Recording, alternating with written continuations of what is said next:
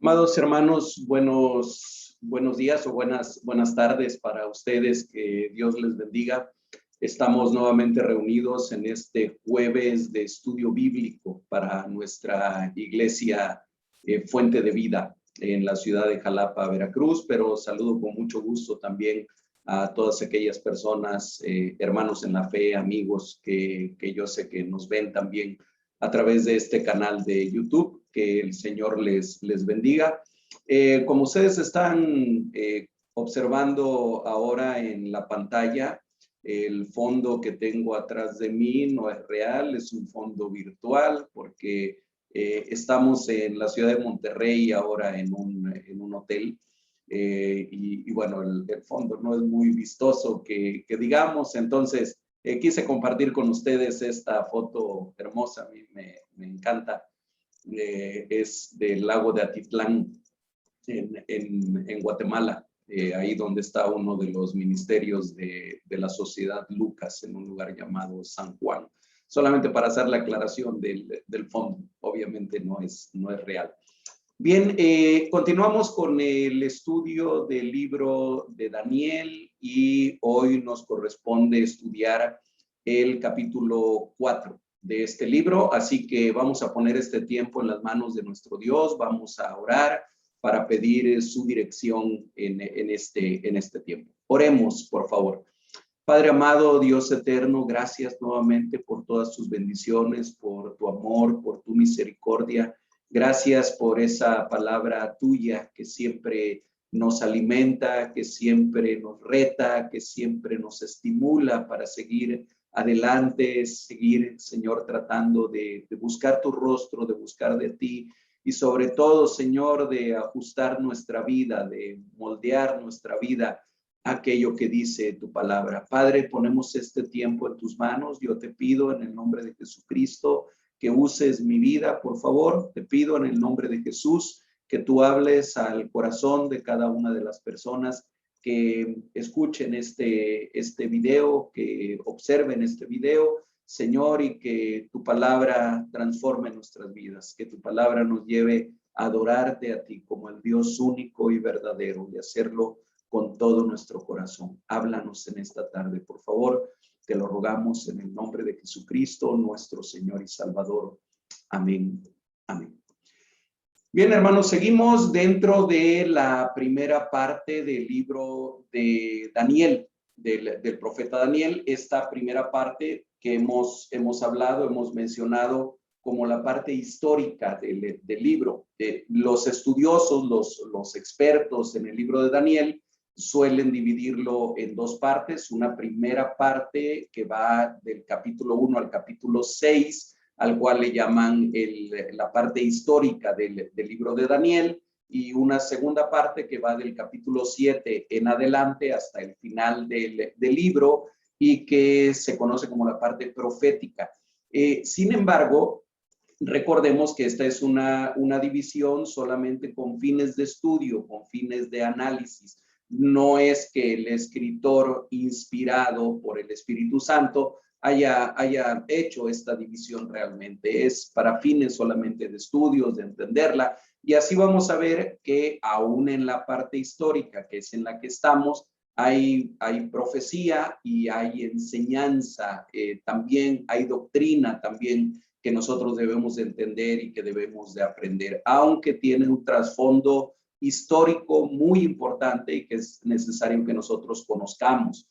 En esta primera parte del libro, sin lugar a ninguna duda, el personaje principal o el personaje secundario, déjenme ponerlo de esta manera, el primer personaje secundario de esta primera parte del libro, sin lugar a ninguna duda, es el rey Nabucodonosor. Fíjense que Nabucodonosor es seguramente el rey pagano más mencionado en la escritura. A lo largo de toda la Biblia se le menciona 88 veces en toda la escritura. Ahora, de esas 88 veces en el libro de Daniel, o solamente en el libro de Daniel, está mencionado 22 veces, es decir, perdón, 32 veces, es decir, más de una tercera parte de las veces que se menciona a este rey pagano es en el libro de Daniel. Y en esta primera parte, en la parte histórica de este libro, se le menciona varias veces.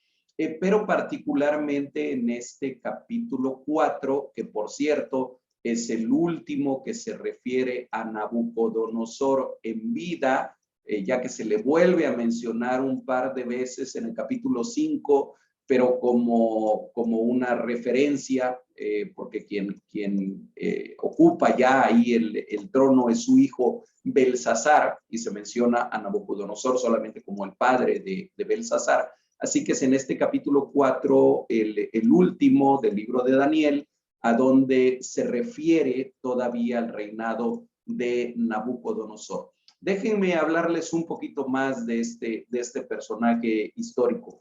Nabucodonosor, también conocido como Nabucodonosor II o Nabucodonosor el Grande, ya hemos hablado un poco de él en lecciones anteriores.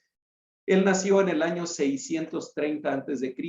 y murió, se conoce incluso el día de su muerte, 7 de octubre del año 562, es decir, vivió 68 años. Su reinado fue del año 604, hijo de Nabopolassar, a la muerte de su padre en el año 604 comienza su reinado. Él era un joven de 26 años de edad y su reinado continúa hasta su muerte en el año 562, es decir, que su reinado duró 42, 43 años más o menos.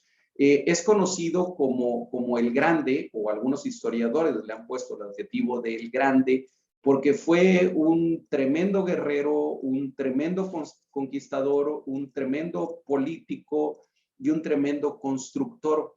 A lo mejor ustedes han oído hablar de las 7 maravillas del mundo antiguo, y dentro de esas 7 maravillas del mundo antiguo están los jardines colgantes de Babilonia, porque él logró hacer de la ciudad de Babilonia una verdadera belleza, de acuerdo a la descripción de algunos historiadores, principalmente de origen romano, que llegaron a conocer esta ciudad en su esplendor. Obviamente no tenemos nada como fotografías o algo así de aquellos jardines colgantes, pero sí tenemos descripciones y aún dibujos que algunos historiadores hicieron de esto. Y no solamente fueron los famosísimos jardines colgantes de Babilonia, sino grandes templos, grandes avenidas, grandes construcciones que él hizo en Babilonia. Era una ciudad de la cual aquel hombre estaba verdaderamente orgulloso. Bien, sin embargo, el capítulo 4 nos recuerda algo que nosotros no debemos perder de vista. El dueño de la historia, quien controla la historia, quien está al frente de lo que ocurre en los eventos históricos, es Dios, siempre Dios. Él pone reyes, él quita reyes, él hace que imperios se levanten, él hace que imperios caigan.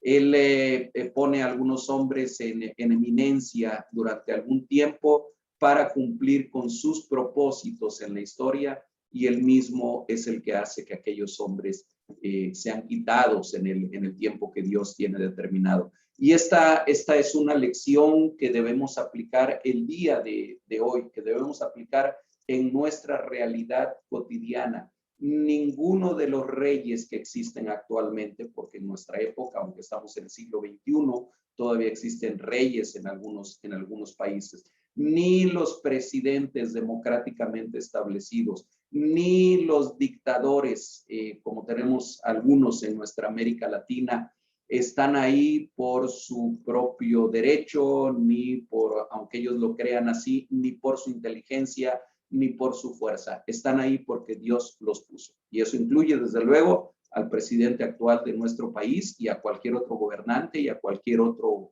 político. Están ahí porque Dios los ha puesto. En Romanos capítulo 13 nos recuerda esto y nos dice que nosotros debemos de orar por nuestros gobernantes, porque no hay ninguna autoridad que exista si no ha sido puesta por Dios y Dios los puso ahí. Muchos de ellos o la mayoría de ellos no lo saben ni lo toman en cuenta ni les interesa. Sin embargo, esa es la realidad que ellos deberían de conocer. Por lo tanto, oremos por nuestros gobernantes, pidamos por ellos que el Señor los ilumine, que el Señor les dé sabiduría. En este capítulo 4 de Daniel, vamos a encontrar a un rey que finalmente reconoce de quién viene el poder, de quién viene el imperio, de quién viene la gloria, pero que tiene que caminar un camino verdaderamente dramático para poder entender esto.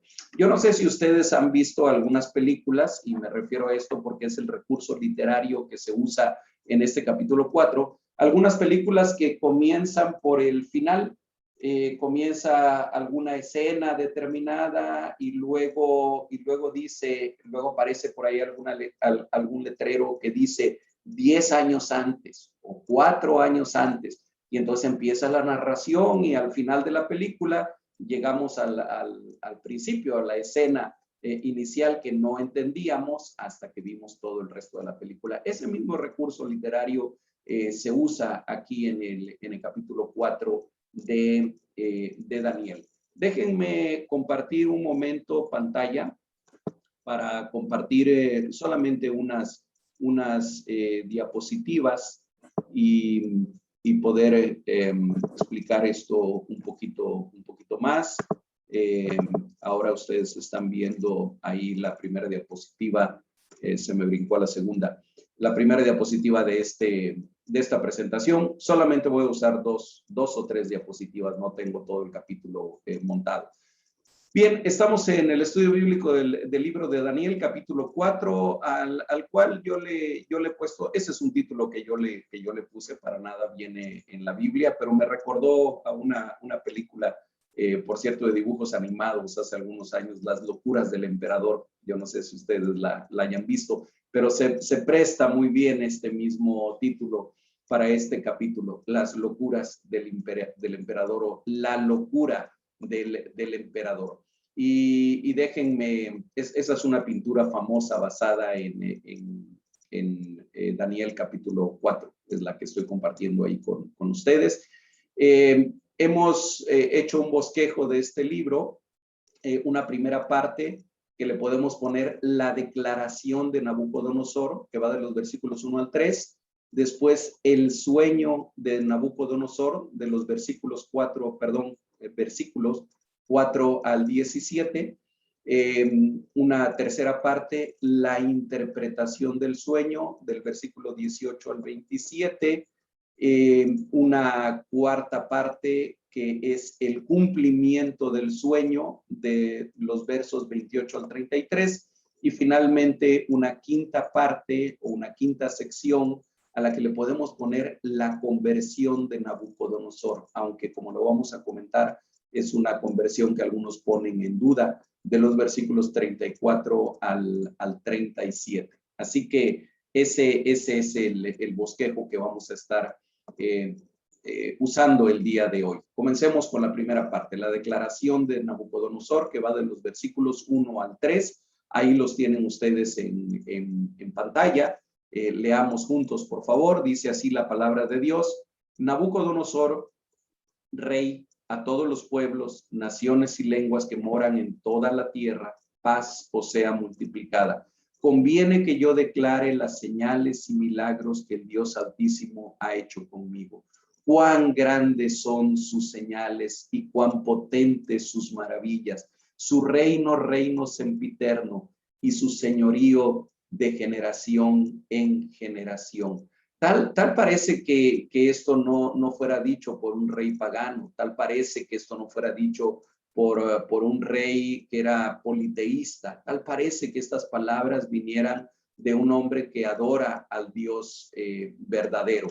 Bueno, ya les he comentado hace un momento que comienza con un recurso literario que comienza por el final, porque no vamos a poder entender por qué Nabucodonosor hace esta declaración hasta que hayamos leído todo el capítulo.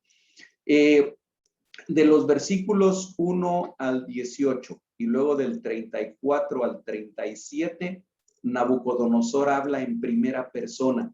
Tal pareciera que este capítulo lo hubiera escrito él y no Daniel, o Daniel usa el recurso literario de poner en primera persona a otro personaje que no es él. Pero en una gran parte de este capítulo, como los versículos que acabamos de leer, Nabucodonosor está hablando en primera persona.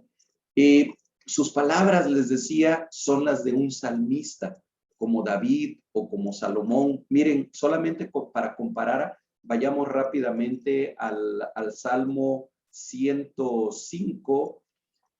Voy a leer algunos versículos, solamente los primeros 3 versículos, y compárenlo con estos primeros 3 versículos de Daniel 4. Salmo 105, versículos 1 al 3. Alabad a Jehová, invocad su nombre, dad a conocer sus obras en los pueblos, cantadle salmos, hablad de todas sus maravillas, gloriaos en su santo nombre, alegres el corazón de los que buscan a Jehová. Eso dice el Salmo 105. Y aquí Nabucodonosor dice, conviene que yo declare las señales, milagros que el Dios Altísimo ha hecho conmigo. Cuán grandes son sus señales y cuán potentes sus maravillas. Su reino sempiterno, y su señorío de generación en generación. Perdón, porque ahí hay un error de un espacio que hace falta. Bien, entonces esta es la declaración de Nabucodonosor. Luego viene el sueño de Nabucodonosor, que es mucho más largo de los versículos 4 al 17. Permítanme leerlos también porque vale la pena que lo leamos. Ustedes tienen ahí en pantalla solamente los primeros versículos. Lo voy a leer directamente de mi Biblia. Versículo 4. Yo, Nabucodonosor, estaba tranquilo en mi casa y floreciente en mi palacio.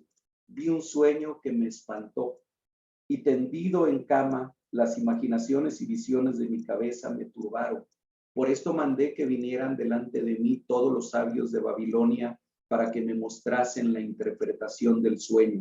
Y vinieron magos, astrólogos, caldeos y adivinos, y les dije el sueño, pero no me pudieron mostrar su interpretación, hasta que entró delante de mí Daniel, cuyo nombre es Belsasar, como el nombre de mi Dios, y en quien mora el espíritu de los dioses santos. Conté delante de él el sueño, diciendo, Belsasar, jefe de los magos, ya que he entendido que hay en ti espíritu de los dioses santos, y que ningún misterio se te esconde, declárame las visiones de mi sueño que he visto y su interpretación. Estas fueron las visiones de mi cabeza mientras estaba en mi cama. Me parecía ver en medio de la tierra un árbol cuya altura era grande. Crecía este árbol y se hacía fuerte, y su copa llegaba hasta el cielo, y se le alcanzaba a ver desde todos los confines de la tierra. Su follaje era hermoso y su fruto abundante, y había en él alimento para todos. Debajo de él se ponía a la sombra las bestias del campo, y en sus ramas hacían moradas las aves del cielo, y se mantenía de él toda carne. Vi en las visiones de mi cabeza mientras estaba en mi cama, que he aquí un vigilante y santo descendía del cielo y clamaba fuertemente y decía así, derribad el árbol y cortad sus ramas, quitadle el follaje y dispersad su fruto. Váyanse las bestias que están debajo de él y las aves de sus ramas. Mas la cepa de sus raíces dejaréis en la tierra con atadura de hierro y de bronce entre la hierba del campo. Sea mojado con el rocío del cielo y con las bestias sea su parte entre la hierba de la tierra. Su corazón de hombre sea cambiado y le sea dado corazón de bestia, y pasen sobre él 7 tiempos.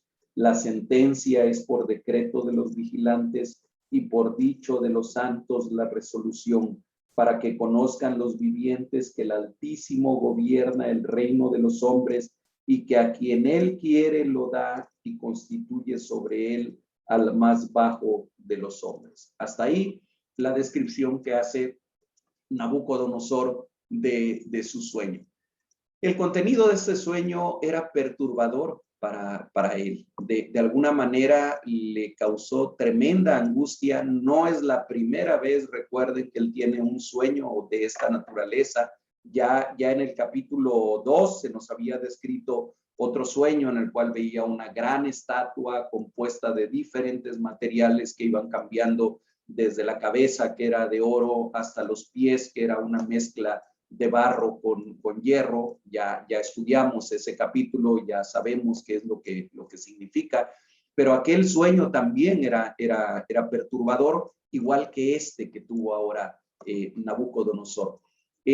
Por segunda ocasión, ninguno de sus magos, entre comillas, pudieron o quisieron interpretar el sueño. Miren, y aquí vemos parte de la necedad de este hombre. Este hombre que al final del capítulo 2 y al final del capítulo 3, tal parece que ya se había convertido, porque él alaba al Dios Altísimo, reconoce al Rey de Reyes y al Señor de Señores, reconoce que el rey de Daniel, al igual que el rey de Sadrach, Mesach y Abednego, es el único Dios verdadero, es el único Dios que reina en el universo. Sin embargo, tal parece que regresa a sus prácticas antiguas, de la misma manera que nos ocurre a muchos hombres, a muchos de nosotros, quienes aún habiendo comprobado la verdad y la bondad de Dios, hay quienes regresan a prácticas anteriores, a prácticas que ya deberían de estar superadas. Hace un par de días platicaba yo con un pastor amigo al que quiero mucho, y comentábamos de alguna persona que aparentemente tiene prácticas de brujería. Y yo le comentaba, con esta persona hemos compartido del evangelio en varias ocasiones. No se puede decir que no ha escuchado nunca del evangelio. Sin embargo, a pesar de haber escuchado, desde luego no ha habido ese llamado interno que ocurre en el corazón del ser humano y que solamente puede ser hecho por el Espíritu Santo, porque muchas veces hay personas que aún conociendo la verdad, regresan a prácticas que saben que son aborrecibles delante de Dios. Bueno, Nabucodonosor es un ejemplo de esto. A ver, ya había tenido revelaciones de parte de Dios, ya Dios le había hablado usando a Daniel en alguna ocasión, usando a sus 3 amigos que él mismo arrojó en el horno de fuego en otra ocasión. Sin embargo, aquí encontramos que cuando vuelve a tener un sueño perturbador, a lo primero que recurre, dice en el versículo 6, por esto mandé que vinieran delante de mí todos los sabios de Babilonia para que me mostrasen la interpretación del sueño. Versículo 7, y vinieron magos, astrólogos, caldeos y adivinos, y les dije el sueño, pero no me pudieron mostrar su interpretación. Y bueno, yo estoy poniendo magos aquí entre comillas, porque en el contexto en el que se menciona muchas veces la palabra mago, sobre todo refiriéndose a gente de Babilonia, debemos de entenderlo más como sabios, como hombres sabios. Incluso se va a decir más adelante que Daniel era el jefe de los magos, y no es que Daniel practicara la magia en ese sentido, sino como hombres sabios. Así como en la narración de los evangelios, en el nacimiento del Señor Jesucristo, se habla de unos magos que vinieron del oriente, que por cierto no eran 3, no se dice que hayan sido 3, por cierto, pero solamente para hacer referencia a este término magos, se refiere más que nada a hombres sabios. Vinieron aquellos hombres sabios, seguramente que algunos de ellos practicaban la astrología y practicaban la adivinación, y no pudieron interpretar el sueño perturbador del rey. Versículo 8, hasta que entró delante de mí Daniel, cuyo nombre es Belsasar, como el nombre de mi Dios. Y ahí me detengo un momento. Y miren, estamos todavía en la narración inicial de la película, todavía no estamos al final. sino en lo que Nabucodonosor, ya una vez restablecido, está narrando. Y él dice, Daniel, cuyo nombre es Belsasar, como el nombre de mi Dios. A ver, recordemos que estos 4 jóvenes que llegaron como cautivos desde Jerusalén, entre ellos Daniel, les cambiaron el nombre como parte de la babilonización que estaban tratando de hacer, la culturización que estaban tratando de hacer en ellos. Les cambian el nombre y les ponen nombres que son babilónicos de esa cultura, pues de la cultura medo-persa y de los caldeos. Y el nombre que le ponen a Daniel, cuyo significado es Dios es mi juez, es Belsasar. Y Belsasar quiere decir siervo de Bel. Ahora, Bel se refería al dios principal de Babilonia, pero déjenme también explicarles que la palabra Bel es una palabra babilónica que es más bien genérica, es más bien un título, no tanto un nombre propio. Bel significa señor o amo. Y muy probablemente aquí se estaba refiriendo a Marduk, porque Marduk era el dios principal de los caldeos, cultura a la cual pertenecía Nabucodonosor. Pero él está reconociendo aquí, Nabucodonosor dice, cuyo nombre es Belsasar, como el nombre de mi Dios. Y luego dice en ese mismo versículo 8, en el cual en quien mora el espíritu de los dioses santos, hablando como en plural. Por lo tanto, entendemos que Nabucodonosor continuaba siendo politeísta. Habla del espíritu de los dioses santos. Él se explica el don que tiene Daniel, el don de interpretación, como algo que viene de los dioses en plural. Bien, y después comienza a describir el sueño. Bueno, menciona, por cierto, que Daniel era el jefe de los magos, entendiéndose como el jefe de los hombres sabios, algo que ya habíamos visto en el capítulo 2, después de la interpretación del primer sueño que Daniel le hace a este hombre. Dice en el versículo 9, Belsasar, jefe de los magos, ya que he entendido que hay en ti espíritu de los dioses santos y que ningún misterio se te esconde, declárame las visiones de mi sueño que he visto y su interpretación. Y entonces se refiere aquí ya no a sueños, sino a visiones. Y entendemos que lo que tuvo aquel hombre fue otra vez una revelación de parte de Dios, no fue un sueño fisiológico, no fue un sueño normal como la mayoría de nosotros tenemos en las noches cuando dormimos, sino realmente era algo que Dios le había revelado, que Dios le había dicho. ¿Y qué es lo que resalta en este sueño? Así como en el sueño del capítulo 2, lo que resaltaba era una gran estatua, enorme estatua, similar a la que después Nabucodonosor manda hacer en el capítulo 3, ya en la vida real. Aquí lo que resalta es un árbol en medio de la tierra. Fíjense que los árboles en muchas culturas, en muchísimas culturas, tanto de Asia Menor como de el resto del Oriente, e incluso en culturas americanas o indoamericanas, los árboles tienen un lugar primordial en el norte de Europa también, y muchas veces fueron relacionados con divinidades.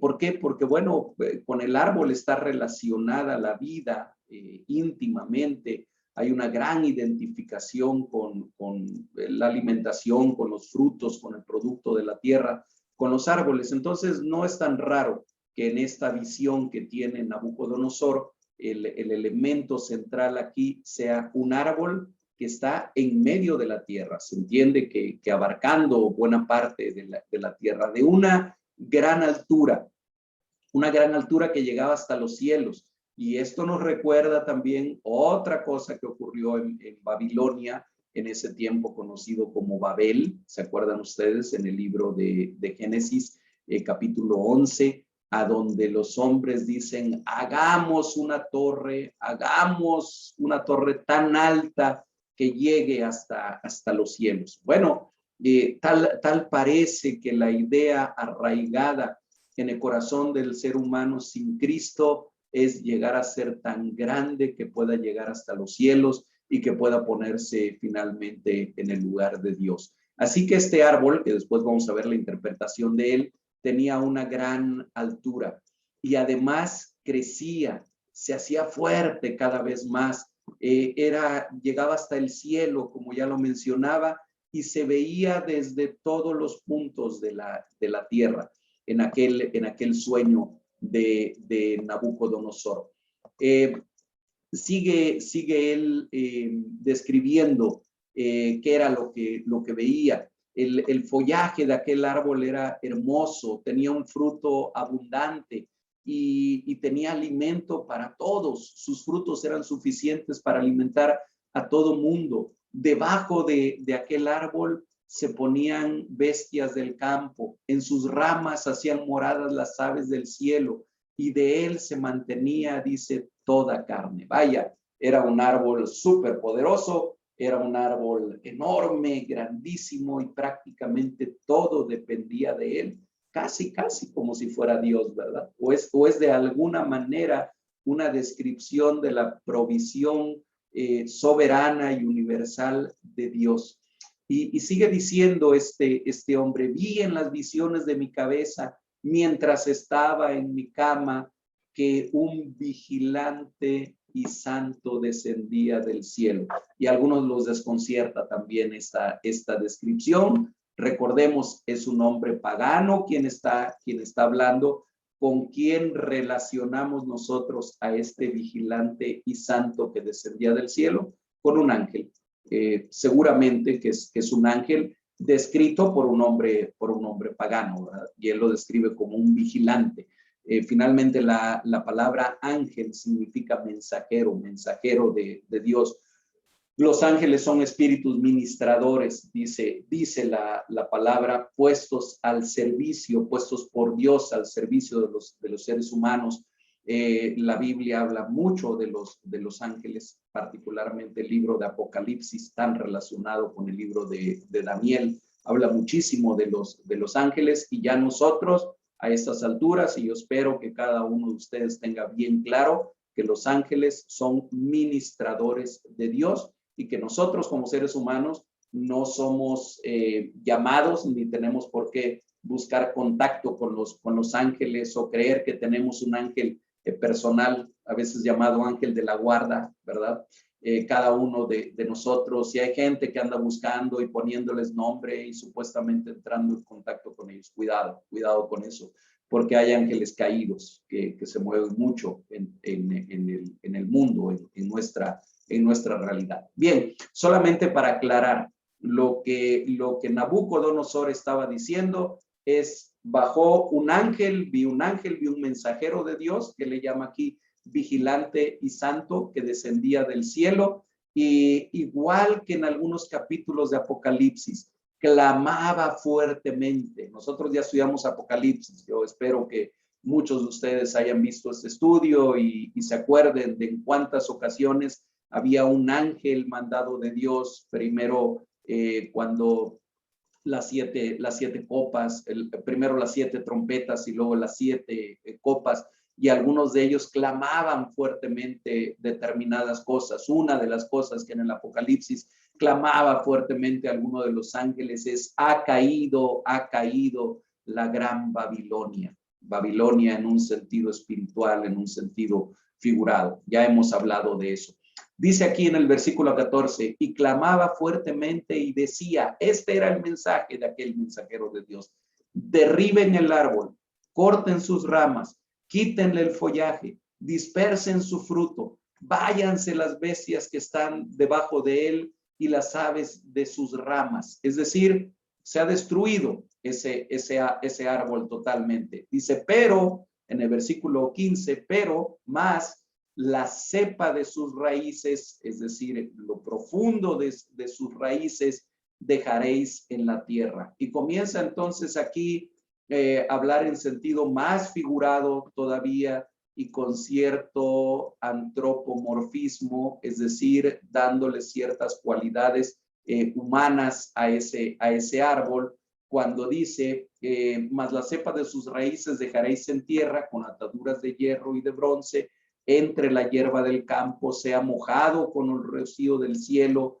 y con las bestias sea su parte entre la hierba de la tierra. Voy a dejar de compartir aquí la pantalla. Y dice después en el versículo 16, y aquí está el antropomorfismo que les decía, antropos, hombre, morfos, forma, es decir, se le atribuyen características humanas a cosas que no son humanas, es un recurso literario también. Dice, su corazón de hombre se ha cambiado y le sea dado corazón de bestia y pasen sobre él 7 tiempos. Bien, hasta aquí, bueno, sigue todavía en el versículo 17 parte de la interpretación. Ahorita vamos a ir a él. Solamente déjenme mencionar esta frase, y pasen sobre él 7 tiempos. Algunos que tratan de interpretar la Biblia con un literalismo extremo, dicen, bueno, estos 7 tiempos son 7 años, se está refiriendo a 7 años. En el Apocalipsis vamos a encontrar otra vez esta expresión. Sabemos que Juan de Patmos se basó mucho en el libro de Daniel para las descripciones que él hace en Apocalipsis, y esto de un tiempo y tiempos y la mitad de un tiempo, por ejemplo, es una expresión usada en el Apocalipsis. Sin embargo, ¿a qué se refieren aquí estos 7 tiempos? No creemos que sean precisamente 7 años, porque el número 7, de una manera muy constante en la Biblia, se refiere a totalidad o a plenitud. ¿Cómo tendríamos que interpretar estos 7 tiempos? Como el tiempo que sea necesario, como el tiempo en el cual se cumpla lo que Dios quiere cumplir, como el tiempo que sea suficiente para llevar a cabo el propósito de Dios hasta que esto se cumpla. Aunque les digo, una interpretación literalista, la respetamos, pero aunque no la compartimos, es que estaba hablando de 7 años y que por lo tanto Nabucodonosor estuvo en la condición que vamos a ver más adelante durante 7 años. Versículo 17, que todavía corresponde a la descripción del sueño visión de Nabucodonosor. La sentencia, es decir, este decreto, este resultado, esto que va a ocurrir y que va a durar 7 tiempos, es por decreto de los vigilantes y por dicho de los santos, la resolución. ¿Para qué? Y aquí viene el propósito de todo esto, para que conozcan los vivientes que el Altísimo gobierna el reino de los hombres y que a quien él quiere lo da y constituye sobre él al más bajo de los hombres. Y aquí está a lo mejor el corazón de la enseñanza del capítulo 4, de este capítulo que estamos estudiando. Que los vivientes, que los seres humanos, que los hombres, sepamos bien claro que es el Altísimo quien gobierna el reino de los hombres. Ojalá que, miren, si esta sola enseñanza se nos quedara el día de hoy y lo tuviéramos claro en nuestra mente y en nuestro corazón, yo me daría por más que satisfecho. Si pudiéramos atesorar esto y si lo pudiéramos interiorizar. Es el Altísimo que gobierna el reino de los hombres.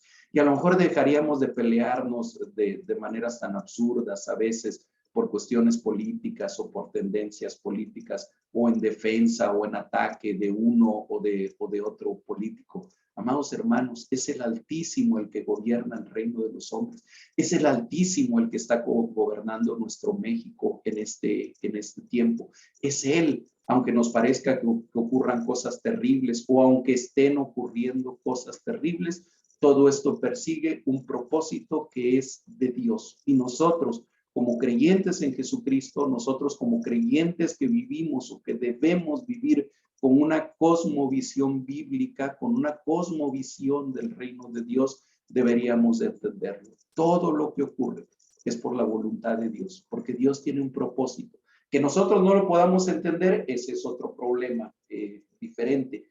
Pero si nosotros tenemos este conocimiento en nuestro corazón, esto nos va a traer paz, esto nos va a traer contentamiento, esto nos va a traer comprensión de lo que está ocurriendo a nuestro alrededor, incluyendo cosas como la pandemia que vivimos actualmente. Entonces, hasta ahí la narración del sueño. Vuelvo a compartir otra vez pantalla, solamente para irme al bosquejo que estamos usando. Déjenme regresarme, por favor, porque lo que quiero es el bosquejo este. Bien, vamos en las dos primeras partes del capítulo 4. La declaración de Nabucodonosor y ya ha sido descrito el sueño de Nabucodonosor. Vamos a ver de los versículos 18 al 27 la interpretación del sueño. Lean, por favor, junto conmigo en sus Biblias. Versículo 18. Yo, el rey Nabucodonosor, he visto este sueño. Tú, pues, Belsasar, dirás la interpretación de él, porque todos los sabios de mi reino no han podido mostrarme su interpretación, mas tú puedes, porque mora en ti el espíritu de los dioses santos. Entonces Daniel, cuyo nombre era Belsasar, quedó atónito casi una hora, y sus pensamientos lo turbaban. Y el rey habló y dijo: Belsasar, no te turben ni el sueño ni su interpretación. Belsasar respondió y dijo: Señor mío, el sueño sea para tus enemigos y su interpretación para los que mal te quieren. El árbol que viste, que crecía y se hacía fuerte y cuya copa llegaba hasta el cielo y que se veía desde todos los confines de la tierra, cuyo follaje era hermoso y su fruto abundante, y en que había alimento para todos, debajo del cual moraban las bestias del campo, y en cuyas ramas anidaban aves del cielo. Tú mismo eres, oh rey, que creciste y te hiciste fuerte, pues creció tu grandeza y ha llegado hasta el cielo, y tu dominio hasta los confines de la tierra. Y en cuanto a lo que vio el rey, un vigilante y santo que descendía del cielo y decía: cortad el árbol y destruidlo, mas la cepa de sus raíces dejaréis en la tierra, con atadura de hierro y de bronce en la hierba del campo, y sea mojado con el rocío del cielo, y con las bestias del campo sea su parte, hasta que pasen sobre él 7 tiempos. Esta es la interpretación, oh rey, y la sentencia del Altísimo, que ha venido sobre mi señor el rey, que te echarán de entre los hombres, y con las bestias del campo será tu morada, y con hierba del campo te apacentarán como a los bueyes, y con el rocío del cielo serás bañado, y 7 tiempos pasarán sobre ti, hasta que conozcas que el Altísimo tiene dominio en el reino de los hombres, y que lo da a quien él quiere. Y en cuanto a la orden de dejar en la tierra la cepa de las raíces del mismo árbol, significa que tu reino te quedará firme luego que reconozcas que el cielo gobierna. Por tanto, oh rey, acepta mi consejo. Tus pecados redime con justicia, y tus iniquidades haciendo misericordias para con los oprimidos, pues tal vez será eso una prolongación de tu tranquilidad. Bien, aquí está la interpretación que hace Daniel de este sueño. Y lo primero que vemos en el versículo 19 es que Daniel se queda atónito, dice casi una hora, y sus pensamientos lo turbaban. Y bueno, recordemos que Daniel está hablando con el hombre más poderoso de la tierra en ese momento, el emperador. Y no era, lo he mencionado otras veces, no era un emperador democrático y con un liderazgo participativo. Era un déspota, era un tirano, era un asesino, era alguien que no se tentaba el corazón ni tantito para lanzar a alguien a un horno de fuego y para quemar a una persona viva. Ese era con el que estaba hablando. Y la interpretación que estaba a punto de darle, que era la interpretación correcta, entonces era algo que no le iba a gustar escuchar a Nabucodonosor. Y entonces Daniel se queda turbado, se queda como una hora y pensando en esto. Y podemos entender también por qué a lo mejor los otros hombres sabios, a los que llamó primero Nabucodonosor, a lo mejor no es que no pudieran interpretar, es que no quisieron decirle la interpretación al rey. Y entonces, un poco para suavizar el asunto, Daniel le dice: Señor mío, el sueño sea para tus enemigos y su interpretación para los que mal te quieren. Es decir, que no te pase esto, ¿verdad? Ojalá que esto no te ocurra, pero esto es lo que Dios te está diciendo a través del sueño. Ese árbol así, con esas características tan portentosas, eres tú. Recordemos que en ese tiempo Nabucodonosor había logrado conquistar buena parte de la civilización conocida en ese tiempo. Egipto había caído bajo sus pies. Asiria, que había sido el reino que lo antecedió, al reino de los caldeos. Había caído también bajo el poder militar y estratégico de Nabucodonosor. Era un hombre poderosísimo en ese tiempo. Su reino era un reino que realmente abarcaba buena parte de lo conocido en ese tiempo de la civilización, obviamente no de todo el mundo. Y efectivamente, bajo su reinado, estaban viviendo o estaban conviviendo muchísima gente, millones de personas dependían de él. Y entonces aquel árbol era un símbolo de su reinado, pero Dios le estaba diciendo: esto va a ser deshecho. Sin embargo, durante un tiempo, la raíz de ese árbol, la raíz de ese imperio que eres tú, va a ser conservado todavía. Y aquí vemos otra vez la gracia, la misericordia de Dios manifestándose de alguna manera. ¿Hasta cuándo? Hasta que tú, tirano, hasta que tú, déspota, reconozcas de dónde viene la autoridad, reconozcas quién gobierna, hasta que pase el tiempo suficiente para que esto ocurra. Y fíjense cómo Daniel todavía tiene la oportunidad de darle consejos a este hombre déspota, de darle consejos a este emperador. Y le dice: por tanto, oh rey, acepta mi consejo. Y vean cuál es el consejo que viene seguramente no de Daniel solamente, sino que viene del mismo Dios Altísimo, y que es un consejo que deberían de recibir también todos los gobernantes de nuestro tiempo, y que es el consejo que también nosotros deberíamos de dar una y otra vez: tus pecados redime con justicia. Tus pecados redime con justicia. Y aquí tenemos forzosamente que ir a Jesucristo. Aquí se liga esta expresión del Antiguo Testamento con la enseñanza del Nuevo Testamento.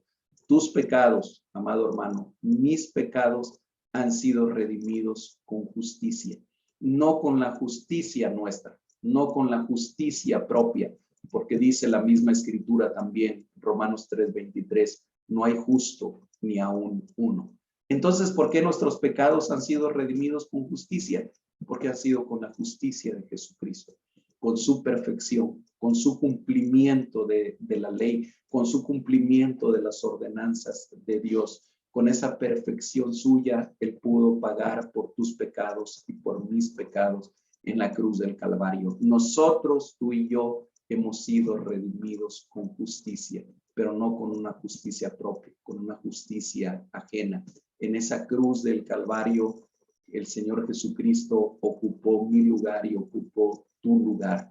El pecado nuestro fue cargado sobre de él. Él fue aparte, el rostro de Dios fue apartado del Señor durante ese tiempo, fue apartado del Señor Jesucristo. Por eso Jesús clama en la cruz del Calvario: Padre, Padre, ¿por qué me has abandonado?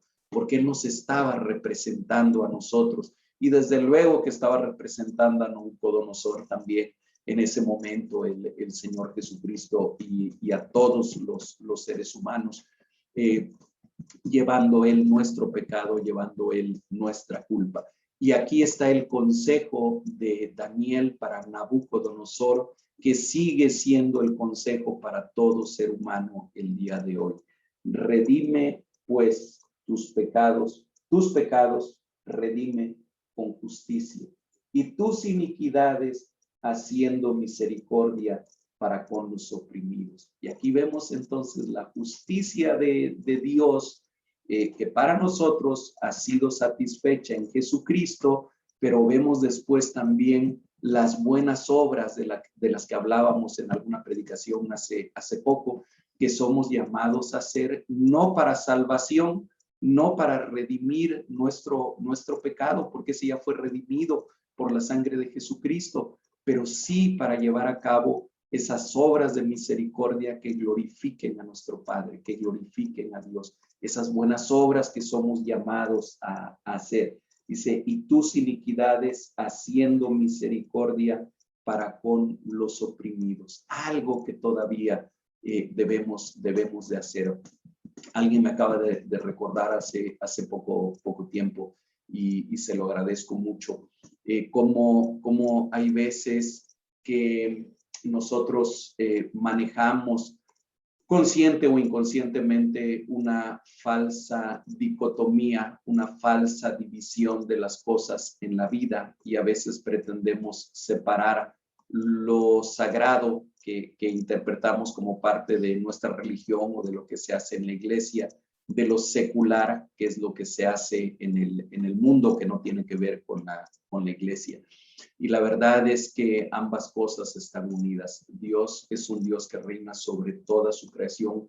No hay áreas del quehacer humano que sean ajenas a Dios. Y el hacer misericordia, el ver por el oprimido, el ver por el necesitado, el ver por el pobre, el ver por el desamparado, es algo que somos llamados a hacer. Todos aquellos que reconocemos a Jesucristo como Señor y Salvador, es parte de lo que debemos vivir todos los días. Bien, y aquí está el consejo entonces de Daniel. Y dice, pues tal vez será eso una prolongación de tu tranquilidad. ¿Hizo aquello Nabucodonosor? Aparentemente no. Aparentemente no siguió el consejo. Y en esto también se parece a muchos de nosotros, que a veces buscamos consejo y escuchamos el consejo, pero no lo ponemos en práctica si no nos conviene. A veces queremos escuchar o recibir un consejo que esté de acuerdo con lo que a nosotros nos gusta, de acuerdo con lo que nosotros queremos. Y si ese consejo no coincide con esto, preferimos hacerlo a un lado. Esto lo vemos una y otra vez, lo vemos repetirse, y a veces lo vemos en nosotros mismos, no es solamente aventarle a otros, ¿verdad? Nosotros también hay veces buscamos un consejo, recibimos ese consejo, pero no me conviene tanto, entonces mejor no lo tomo. Tal parece que eso ocurre con Nabucodonosor. No tomó, escuchó, pero no tomó el consejo de Daniel. Bien, vamos a la tercera parte, a la cuarta parte, el cumplimiento del sueño. Vamos a leer del versículo 28 al 33 para que veamos de qué manera se cumple aquel sueño. Versículo 28. Todo esto vino sobre el rey Nabucodonosor.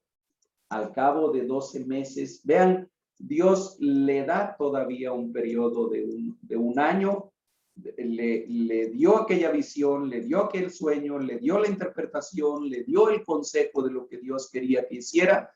Aparentemente aquel hombre lo escuchó, pero no lo puso en práctica, y todavía Dios le da un año más. Al cabo de 12 meses, paseando en el palacio real de Babilonia, habló el rey y dijo, ¿no es esta la gran Babilonia que yo edifiqué para casa real con la fuerza de mi poder y para gloria de mi majestad? A ver, creo que aquí intencionalmente la palabra resalta el yo y el mí. ¿En quién ponía la razón de su fuerza, de su reinado, de su poder este hombre Nabucodonosor? En Nabucodonosor. ¿A quién adoraba verdaderamente Nabucodonosor? A Nabucodonosor, a él mismo, de la misma manera que ocurre también en la actualidad, particularmente con los poderosos, con los ricos, con los que llegan a acumular poder político o poder personal. Soy yo, es mi fuerza, es mi poder. Yo comentaba con ustedes hace algunos meses aquella declaración de quien era gobernador de Nueva York cuando el peor tiempo de la pandemia del año pasado, del año 2020, y cuando empezó a ser controlada la pandemia, este hombre hizo una declaración que a mí me recuerda a la de Nabucodonosor en este pasaje. Aquel gobernador de Nueva York dijo: la pandemia está bajando, los casos están siendo controlados, la crisis está pasando y esto no se debe a Dios, esto no se debe a nadie más, se debe a lo que hemos hecho ustedes y a lo que he hecho yo como gobernador. Palabras más, palabras menos, es lo que él declaró en la televisión. Sirvió como motivo de comentario en algún estudio bíblico o en alguna predicación, ya no lo recuerdo bien. ¿Por qué es significativo? A ver, esto bueno que nos está ocurriendo, estamos, dijeran por aquí alguien, domando la pandemia, no se debe a Dios, nada de milagros, nada de cosas, Dios no interviene en este tipo de cosas, decía aquel hombre. Esto es gracias a lo que hemos hecho nosotros, gracias a nuestra inteligencia, gracias a nuestra capacidad, gracias a nuestras habilidades. Por cierto, hoy está por ir a la cárcel por otros motivos, ¿verdad? No es que lo vayan a meter a la cárcel por esta declaración, ni estoy pretendiendo decir que Dios lo está castigando en ese sentido. Simplemente estoy señalando un hecho. Hoy está cayendo en desgracia. Hoy inclusive está a punto de ser juzgado por supuestos delitos que se le atribuyen, por cierto. Bien, y aquí tenemos a este Nabucodonosor diciendo: miren la gran Babilonia que yo edifiqué para casa real con la fuerza de mi poder y para gloria de mi majestad. Cuidado cuando nosotros decimos eso al nivel que nos corresponda. Cuidado cuando tantos reyes, gobernantes, presidentes, políticos tratan de presumir algo que realmente no es de ellos. Dice el versículo 31, aún estaba la palabra en la boca del rey cuando vino una voz del cielo. A ti se te dice, rey Nabucodonosor, el reino ha sido quitado de ti.